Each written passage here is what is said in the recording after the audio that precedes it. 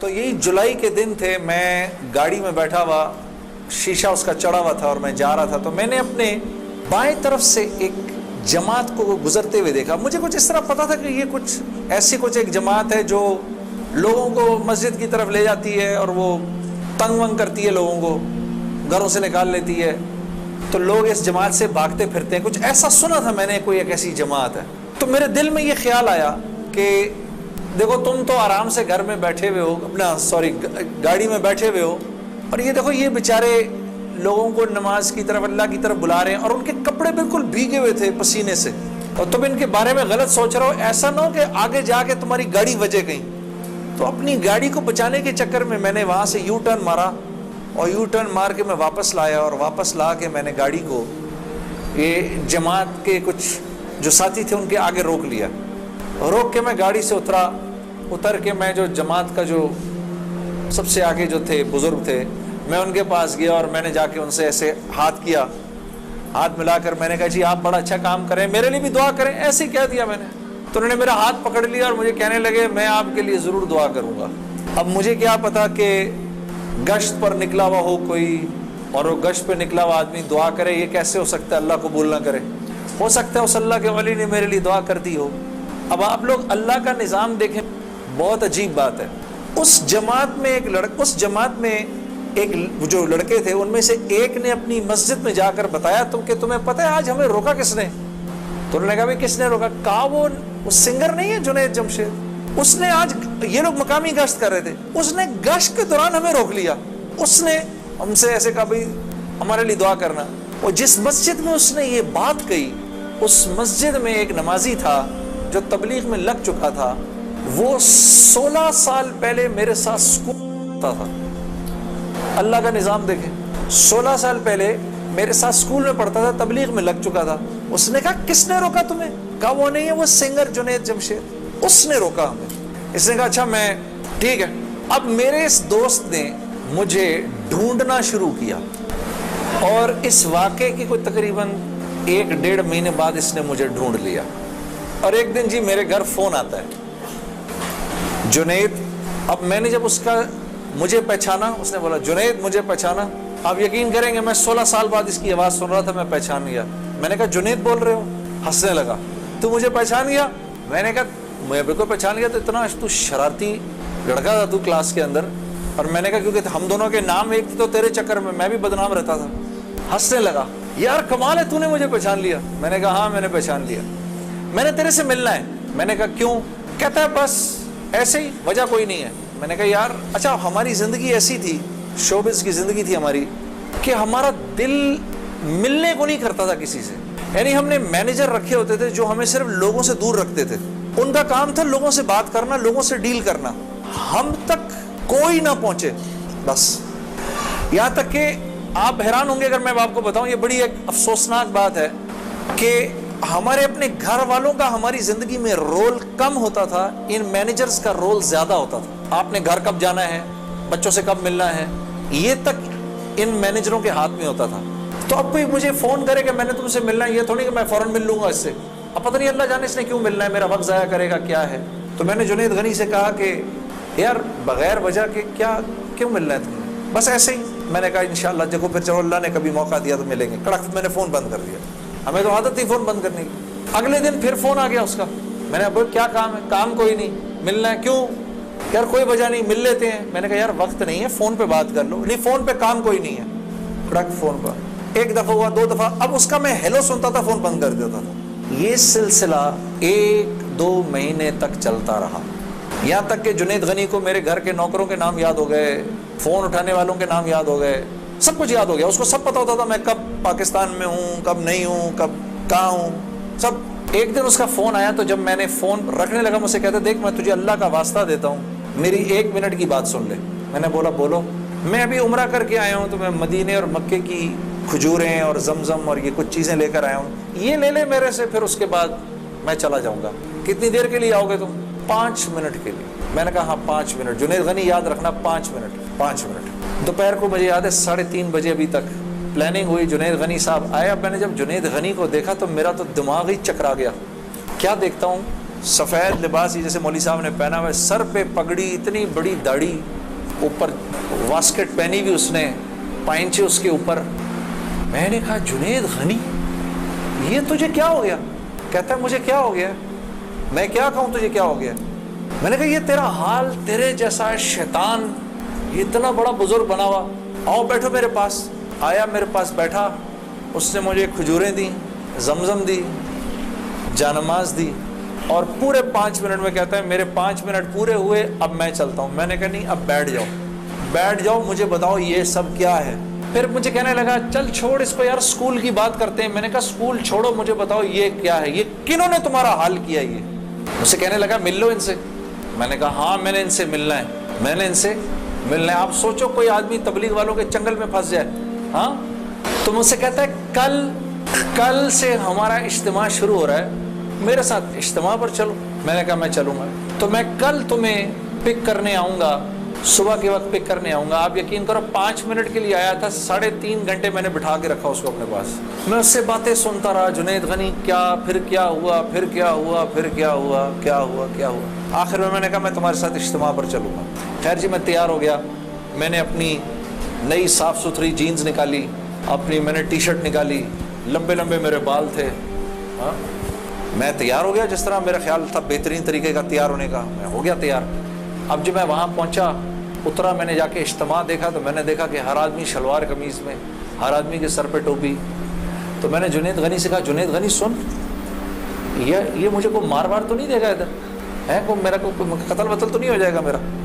کہتا نہیں ہم لوگ مارنے والی پارٹی نہیں, ہم لوگ کھلانے والی پارٹی ہیں. میں نے کہا اچھا لے جاؤ مجھے اندر. پھر اب میں اندر جانا شروع ہوا اجتماع گاہ میں, تو میں نے دیکھا کہ لوگ ایک دم اکٹھے ہونا شروع ہو گئے. پیچھے سے مجھے آوازیں آئیں, ارے یار یہ تو جنید جمشید ہے یار.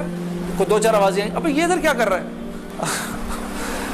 کوئی, تو مجھے یہ بات بری بھی لگی ہلکی سی. کیا مطلب بھائی کہ تم بہت بڑے مسلمان ہو, میں نہیں آ سکتا کیا؟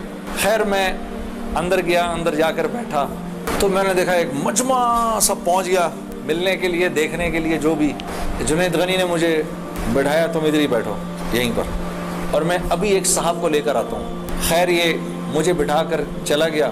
اتنی دیر میں ایک نوجوان لڑکا, کہ جیسے بھائی لوگ بیٹھے ہیں اپنے, 18-19 سال کا, یہاں سے بیچ میں سے راستہ توڑ کے میرے پاس آ گیا. مجھے آ کر کہتا ہے جنید بھائی نماز پڑھتے ہیں آپ؟ تو میں اس کو ایسے دیکھنا شروع ہو گیا. اب میں نے کہا کیا جواب دوں میں اس کو, ہاں بولوں کہ نہیں بولوں, سچ بولوں کہ جھوٹ بولوں؟ میں دیکھتا رہا اس کو, دیکھتا رہا, لیکن اندر ہی اندر نا مجھے غصہ آنا شروع ہو گیا کہ اب یہاں یہ ہوگا, اگلا پوچھے گا آپ قرآن پڑھتے ہیں کہ نہیں پڑھتے ہیں, پھر اگلا پوچھے گا آپ روزے رکھتے ہیں نہیں رکھتے ہیں, آپ نے حج کر لیا. مطلب یہاں اب میری کیا اب یہاں پر کیریکٹر اسیسینیشن ہوگی کیا؟ میں ابھی یہاں پر کیریکٹر اسیسینیشن کروانے آیا ہوں, اپنی کردار کشی کروانے آیا ہوں میں یہاں پر. تو میں نے وہ لڑکا جو ساتھ بیٹھا تھا, میں نے کہا یار اس کو بولو جنید غنی کو یہ مجھے غلط جگہ لے آیا, وہ میں یہاں سے جا رہا ہوں ابھی.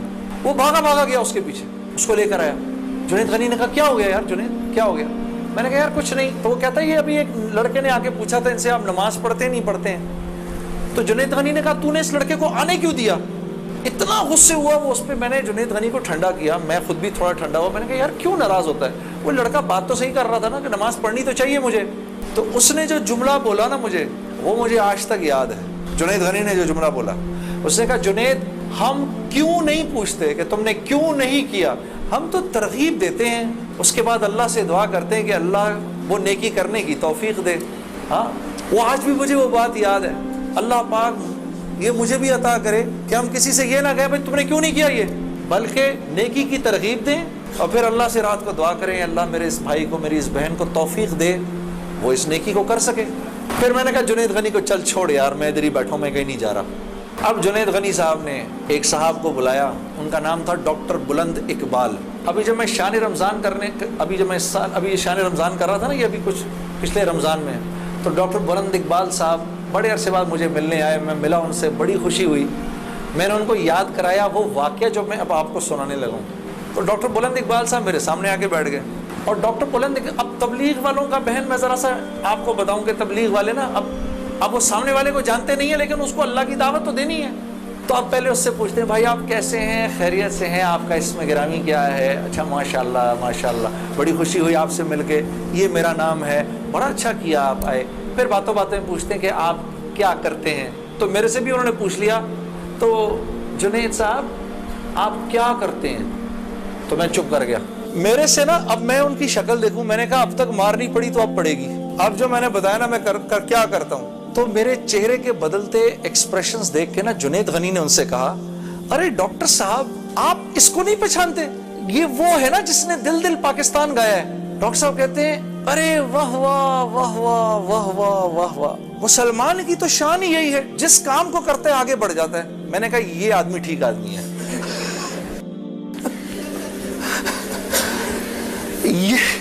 یہ بالکل ٹھیک آدمی ہے, اس سے کرو دوستی. تو بعد میں میں نے ڈاکٹر صاحب سے کہا ڈاکٹر صاحب یہ جواب آپ کہاں سے لائے اتنا خوبصورت سا؟ تو مجھے کہنے لگے یار میں نہ تجھے جانتا نہ مجھے یہ پتا دل دل پاکستان کیا. تو جب اس نے بولا نا کہ اس نے دل دل پاکستان گایا تو میں نے کہا واہ واہ واہ واہ, اور میں دل میں دعا کروں یا اللہ جلدی سے صحیح جواب میرے ذہن میں ڈال, جلدی سے صحیح بات ڈال میرے ذہن میں. تو میں نے فٹ کہہ دیا. اور یہ بات میرے دوستو ہے بھی سچ کہ مسلمان کی شان یہ ہے, مسلمان جس کام کو کرتا ہے نا مسلمان اس کام میں آگے بڑھ جاتا ہے. ساری دنیا میں جن کاموں کو آپ برا کام سمجھتے ہیں نا کہ یہ برے کام ہیں, ان برے کاموں کو بھی اگر کبھی کسی مسلمان نے کیا نا تو یقین کرو غیروں سے بھی زیادہ کیا.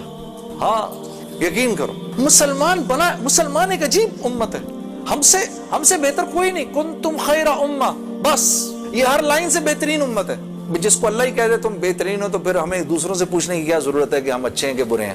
ہاں اب میں پورا دن ڈاکٹر بلند اقبال صاحب کے ساتھ پھرتا رہا, اور جب دن کا آخر آیا تو جنید غنی نے مجھے کہا کہ چل میں تجھے اب گھر چھوڑ دوں. میں نے کہا گھر تو مجھے چھوڑ دو, لیکن یہ بسترے کیا ہیں, یہ جو بسترے لگے ہوئے ہیں, کہا یہ رات کو لوگ یہاں سوئیں گے. میں نے کہا اور یہ جو بزرگ حضرات ہیں یہ بھی ادھر ہی سوئیں گے. میں نے کہا یار میں تو ان سے زیادہ فٹ آدمی ہوں, اگر یہ بوڑھے لوگ ادھر سو سکتے ہیں تو میں بھی سو سکتا ہوں. تو اس نے کہا یار نور اللہ نور, تیرے لیے بھی بسترا لگا دیتے ہیں. میں بھی سو گیا ادھر ہی اس رات کو. وہ شاید زندگی کی پہلی دفعہ زندگی میں رات کو تہجد کی نماز پڑھی, اٹھا دیا اس نے بیچ میں. تو ایک دن گزرا, دوسرا دن گزرا, تیسرے دن مولوی طارق جمیل صاحب کا بیان تھا. اب مجھے تو نہیں پتا یہ کون ہے. ہاں جب مولوی صاحب نے بیان کیا تو میں نے جنید غنی سے کہا یار بڑے اچھے بیان تھے یہ سارے تیرے بزرگ, یہ کون آدمی ہے؟ کہنے لگا یار یہ ہیں ہمارے ایک مولانا. میں نے کہا یار میں نے ان سے ملنا ہے. کہتے یار ان سے نہیں مل سکتا کوئی. میں نے کہا بھائی میں اس ملک کے صدر سے بھی مل سکتا ہوں اور اس ملک کے پرائم منسٹر سے بھی مل سکتا ہوں, یہ مولوی سے ملنا کیا مشکل ہے. خیر جی ہم پورے مجمع میں سے نکلے دونوں, کرتے وہ پیچھے حضرات کے ٹینٹس لگے ہوئے تھے. کرنگی میں ہوا تھا یہ کراچی کا اجتماع.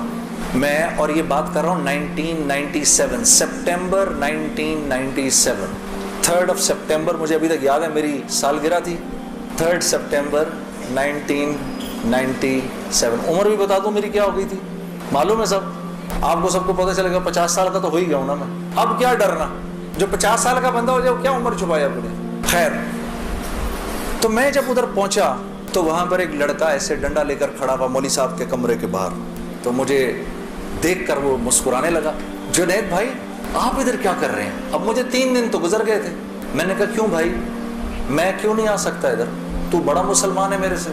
ہنسنے لگا, نہیں وہ میں نہیں کہہ رہا, میں آپ کو دیکھ کے تھوڑا حیران ہو گیا, کیا کام ہے, میں آپ کا بڑا فین ہوں. میں نے کہا اچھا. تو میں نے کہا کہ مجھے یہ جو تھے نا مولانا طارق جمیل ان سے ملنا ہے. کہ یار جنید بھائی ان سے تو ملنے کی کسی کو اجازت نہیں ہے. میں نے کہا تم جا کر بتاؤ تو صحیح کہ میں نے ملنا ہے. اچھا میں کچھ کرتا ہوں. خیر وہ اندر گیا, اس نے اندر جا کر کہا کہ آپ آئیں اندر.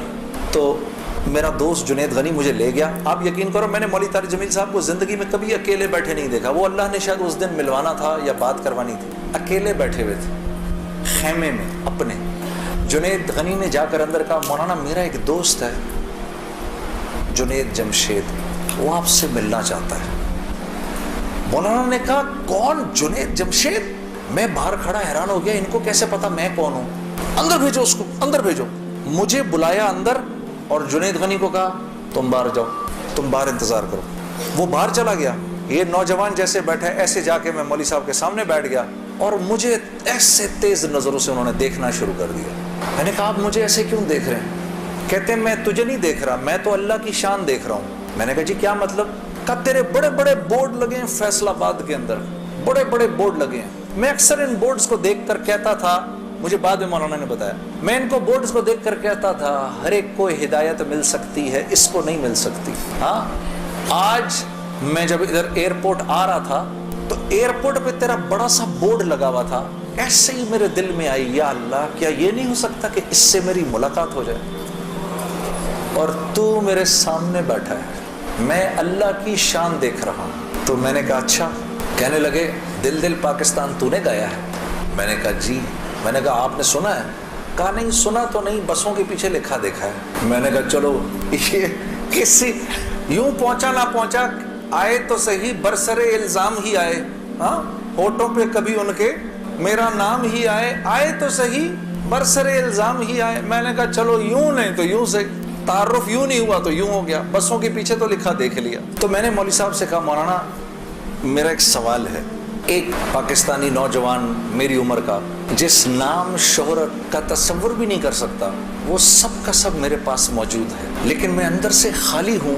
लोग इस बात को नहीं जानते, लोग समझते हैं कि मैं बहुत खुश हूँ, लेकिन मैं अंदर से बहुत परेशान हूँ, बहुत इस्तिराब है और इसकी वजह मुझे समझ नहीं आती।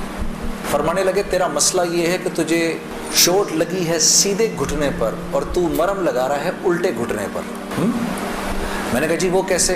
फरमाने लगे देखो अल्लाह ने इंसान को दो चीज़ों से बनाया है, एक मट्टी से बनाया है, एक जिस्म से बनाया है जो कि मट्टी का बना हुआ है, और एक रूह है जो अल्लाह का अमर है। ठीक, तो जिस्म क्योंकि मट्टी का है इसलिए अल्लाह ने इसकी हर ज़रूरत को मट्टी में रखा है।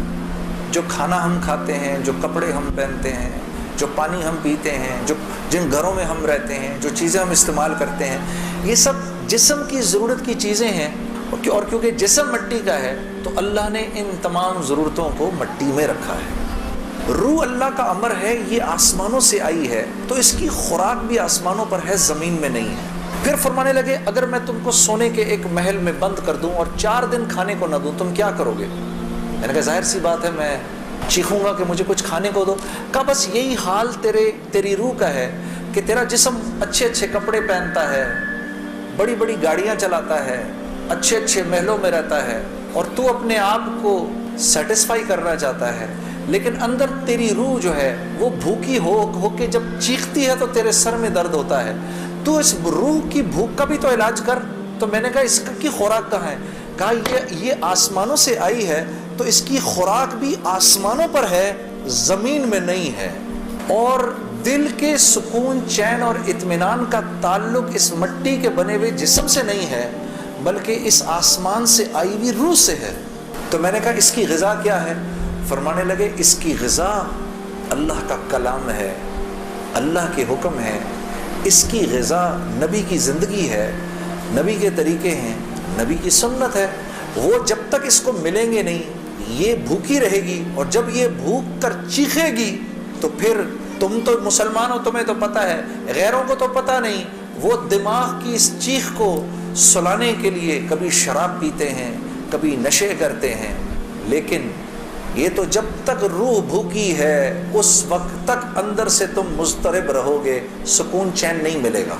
और फिर कुरान की वो आयत पढ़ी, मुझे आज भी याद है, अला बिज़िक्रिल्लाहि तत्मइन्नुल क़ुलूब, कि अल्लाह पाक चैलेंज दे रहे हैं सबको कि अगर दिल का सुकून, चैन और इत्मीनान चाहिए मेरे बंदो, मालदारों, हुकूमत वालों, दौलत वालों, शोहरत वालों, अगर तुम्हें दिल का सुकून, चैन, इत्मीनान चाहिए तो तुम्हें मुझसे ताल्लुक़ बनाना पड़ेगा, मुझसे यारी लगानी पड़ेगी।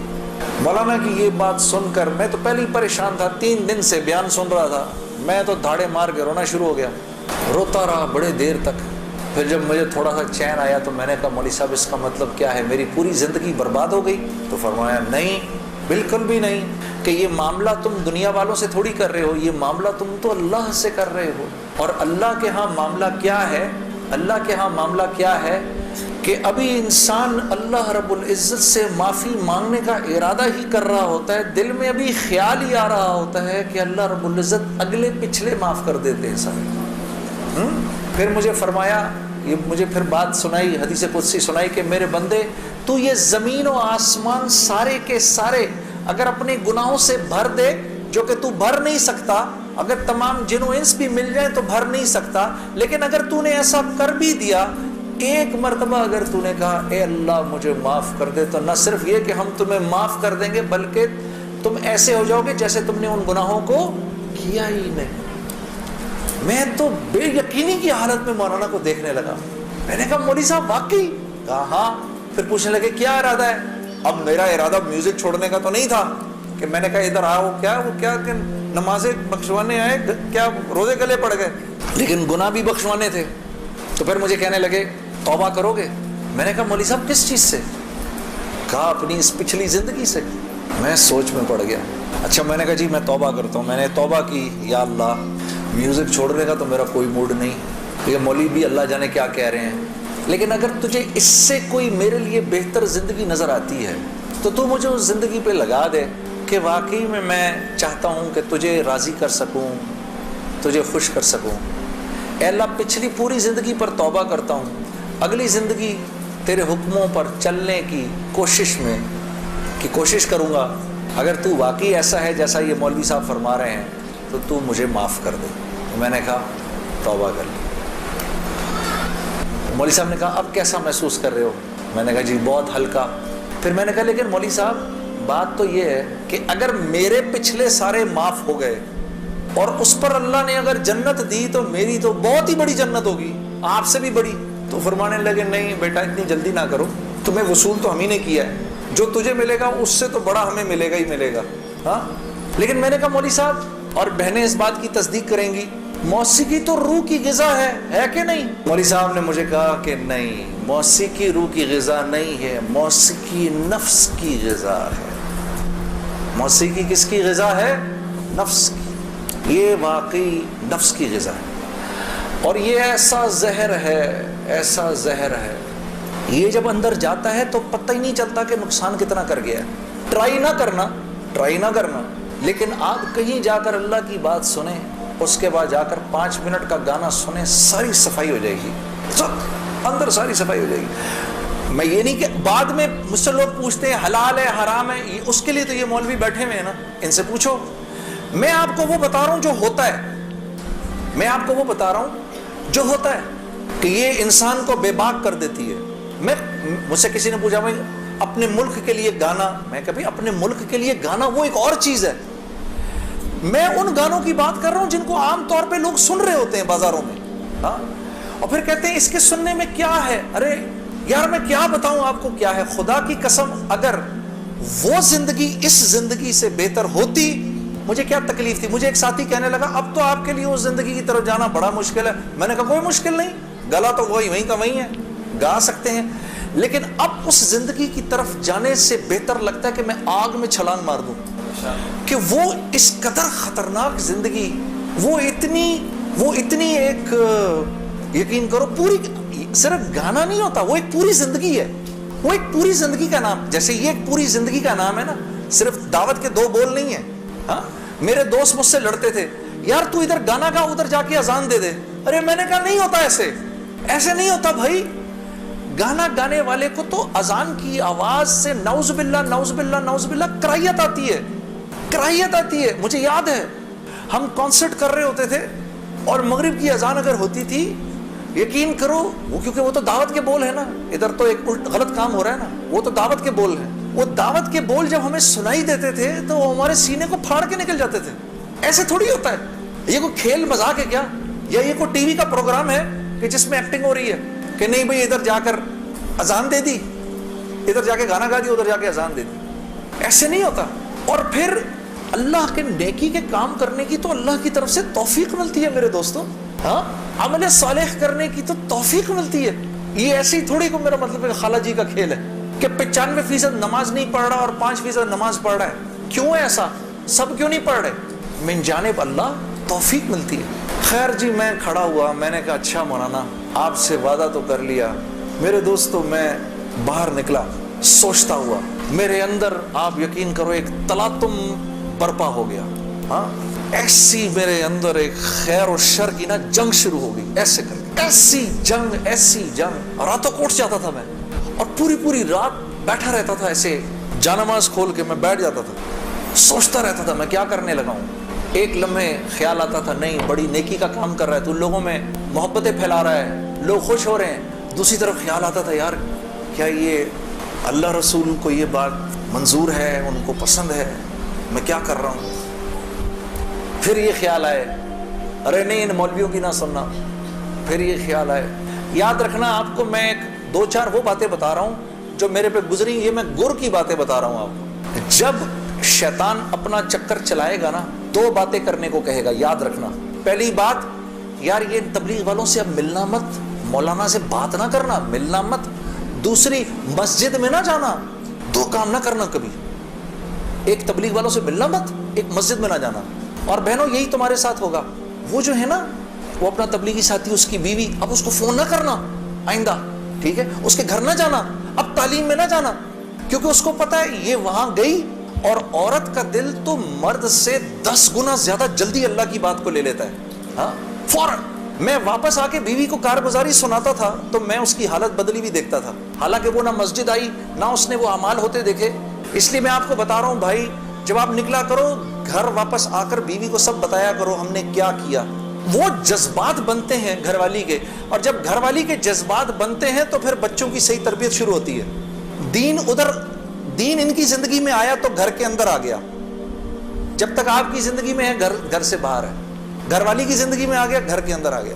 تو میں آہستہ آہستہ آہستہ آہستہ آہستہ آہستہ جو بھی 3 دن میں سنتا تھا آ کر گھر والی کو عائشہ کو بتاتا تھا، عائشہ آج یہ سنا، آج یہ سنا، آج یہ سنا، کرتے کرتے آہستہ آہستہ پھر میں نے اپنی ماں کو بتانا شروع کیا، مرحومہ کو۔ خیر میرے دوستو، کرتے کرتے میں نے آخر ارادہ کیا چلو جی میں اب 4 مہینے لگاتا ہوں، اب 4 مہینے پہ جانا چاہیے، کیونکہ دیکھو تبلیغ میں جب تک 4 مہینے کا کورس نہیں کریں گے اس وقت تک جو ہے وہ بات سمجھ میں نہیں آئے گی۔ داڑھی کبھی بڑھے گی کبھی چھوٹی ہو جائے گی، کبھی سر پہ ٹوپی آئے گی کبھی اتر جائے گی۔ 4 مہینے لگانے ضروری ہوتے ہیں، ٹھیک ہے، کام کو سمجھنے کے لیے، کیونکہ پہلے 40 دن جو ہے وہ دنیا کا جو ہے نا وہ رنگ اترتا ہے، پہلے 40 دن زنگ اترتا ہے پھر اگلے 40 دن کے اندر تبلیغ کا تھوڑا رنگ چڑھتا ہے، پھر اس سے اگلے 40 دن میں کچھ اللہ کی معرفت نصیب ہوتی ہے، کچھ تعلق بنتا ہے جا کر، پھر اگر وہ جڑا رہے تو پھر اللہ اس کو سوسائٹی پروف بنا دیتا ہے، اس کے اوپر لوگوں کی باتوں کا اثر نہیں ہوتا، پھر ایسے لوگ جہاں بھی جاتے ہیں ماحول بن جاتا ہے، خود بخود ہی ماحول بن جاتا ہے۔ اب میں نے ارادہ کیا جی 40 دن لگانے ہیں میں، اور 40 دن کا ارادہ 4 مہینے لگانے ہیں، میں نے اپنے دوست کے ساتھ مل کے ارادہ کر لیا۔ خیر وہ ہم کمزور، ہم نے مئی جون میں نکلنا تھا، مئی جون آیا، وہ تو نکل گیا، میں نہیں نکلا۔ ایک دن اس کا مجھے فون آتا ہے، یہ ہے جی 16 اکتوبر کی بات 2001، اس کا مجھے فون آیا، جنید بھائی السلام علیکم، میں 4 مہینے لگا کے آ گیا۔ میں نے کہا ہیں 4 مہینے ہو گئے؟ کہا ہاں ہو گئے، گزر گئے۔ کتنے ہی 4 مہینے گزر گئے زندگی سے؟ میں نے کہا 4 مہینے گزر گئے؟ کہتا ہے لیکن مجھے پتا نہیں میرے 4 مہینے کیسے لگے، ضائع ہی ہو گئے۔ میں نے کہا وہ کیسے؟ کہا میں 4 مہینے کے لیے اپنے ابا کو ساتھ لے گیا جنید بھائی، وہ بیمار رہتے تھے، ان کا پیشاب پخانہ مسجد میں نکل جاتا تھا بستر میں، یقین کرو روزانہ جنید بھائی میں نے کچھ نہیں کیا، صرف اپنے باپ کا پیشاب پخانہ صاف کیا۔ 4 مہینے اس کی اس بات نے مجھے اندر سے ہلا دیا۔ کسی انسان کو اپنے باپ کی ایسی خدمت کرنے کا موقع ملا ہو، اور کہتا ہے پتہ نہیں میرے 4 مہینے تو کیا ہی لگے، میں تو سارا وقت باپ کی خدمت ہی کرتا رہا 4 مہینے۔ اور 4 مہینے کے بعد وہ آیا ہے اور اس کے باپ نے اس کو گلے لگا کے بولا بیٹا تیری وجہ سے میرے 4 مہینے لگ گئے۔ 2 دن بعد باپ کا انتقال ہو گیا، ہم خود جنازے میں تھے 2 دن۔ خیر میرے دوستو، اسی طرح سے وقت چلتا رہا، میری زندگی کے 5 سال گزر گئے اسی ٹکر میں، کہ 5 سال کے بعد میں نے ارادہ کیا، جس دن مولوی صاحب کو ملا نا اس کے بعد کے یہ 5 سال گزر گئے، میں نے یہ فیصلہ کیا کہ آج کے بعد نہیں گاؤں گا، آج کے بعد نہیں گاؤں گا۔ تو مجھے فون کس کا آتا ہے؟ ملٹری سیکٹری ہیں جمالی صاحب کے، ہو سکتا جمالی صاحب ہمارے وزیر اعظم تھے، 2002 کی بات کر رہا ہوں، 2003 کی بات کر رہا ہوں، جمالی صاحب کا فون آتا ہے، ان کے ملٹری سیکٹری کا۔ وہ آپ نے دل دل پاکستان گانا ہے، وہ پنڈی میں وہ مادر ملت ٹرین لانچ ہو رہی تھی ریلوے اسٹیشن کے اوپر، اس کی پہلی وہ تھی۔ میں نے کہا سر میں تو توبہ کر چکا ہوں، میں تو اب نہیں گاؤں گا۔ تو انہوں نے کہا جی وہ پرائم منسٹر صاحب آپ سے خود بات کرنا چاہتے ہیں۔ پرائم منسٹر صاحب بڑے پیارے، بہت نفیس جمالی صاحب، ایک دم کہنے لگے جنید صاحب وہ بے نظیر بھٹو صاحبہ کا ٹائم آیا تو آپ نے گایا، نواز شریف صاحب کا ٹائم آیا آپ نے گایا، اب جب ہمارا ٹائم آیا تو آپ نے توبہ کر لی۔ میں نے کہا سر ضرور گاؤں گا لیکن میری ایک شرط ہے۔ جی جی فرمائیے۔ میں نے کہا وہاں میں اعلان کروں گا کہ آج آخری بار گا رہا ہوں، آپ کو منظور ہے؟ ہاں جی مجھے منظور ہے۔ ان کے ساتھ آئے ہوئے تھے وہ انفارمیشن منسٹر اپنے شیخ رشید صاحب، اس وقت انفارمیشن منسٹر تھے۔ اللہ نے شیخ رشید صاحب سے دعوت کی لائن کے بڑے خیر کے کام لیے ہیں۔ آپ کو پتہ ہے ایک مرتبہ اسلام آباد میں اجازت نہیں مل رہی تھی اجتماع کی اجازت نہیں مل رہی تھی، ایک دفعہ حالات خراب تھے، اللہ نے یہ کام ان سے لیا۔ یہ گئے اس وقت کے پریزیڈنٹ صاحب کے پاس، پریزیڈنٹ مشرف صاحب کے پاس، میں گارنٹی لیتا ہوں انشاءاللہ کچھ نہیں ہوگا سر، ان کو کرنے دیں۔ میں نے کہا سر آپ نے تو ایک ہی دفعہ ایسا چھکا مارا ہے، پتہ نہیں کتنا بڑا اجر ملا ہوگا۔ 3 لاکھ بندہ جمع ہوا، 3 دن اللہ کی بات ہوئی، وہاں کیا کیا بات ہوئی، سینکڑوں جماعتیں نکل گئی سب آپ کے کھاتے کے اندر۔ بڑے خوش تھے یہ بات سن کر، واقعی مجھے ملا ہوگا۔ میں نے کہا سر آپ نے تو وہ چھکا مارا ہے کہ ہم میں سے کسی کو ہی ملنا ہوگا یہ۔ شیخ رشید صاحب بیٹھے ہوئے تھے، وہ مجھے دیکھ کر بڑے خوش ہو رہے تھے، مجھے نہیں پتا تھا کہ یہ خود بھی تبلیغی ہیں۔ تو یہ دونوں حضرات بیٹھے ہوئے تھے، میں نے میں جب جا رہا تھا ادھر ایسے آسمان کو دیکھتا ہوا جا رہا تھا، یا اللہ اوپر سے آسمان کھول کے تو کہہ دے جنید کوئی بات نہیں تو گا لے۔ میں زندگی بھر مولوی عمران بشیر، طارق جمیل صاحب کسی کی نہیں سننی میں نے اس کے بعد، ایک مرتبہ کہہ دے۔ میرے دوستو یقین کرو آسمان نہیں کھلا اور میں ریلوے اسٹیشن پہنچ گیا۔ وہاں جا کر جی ہم نے آخری مرتبہ دل دل پاکستان گایا اور واپس آ گیا۔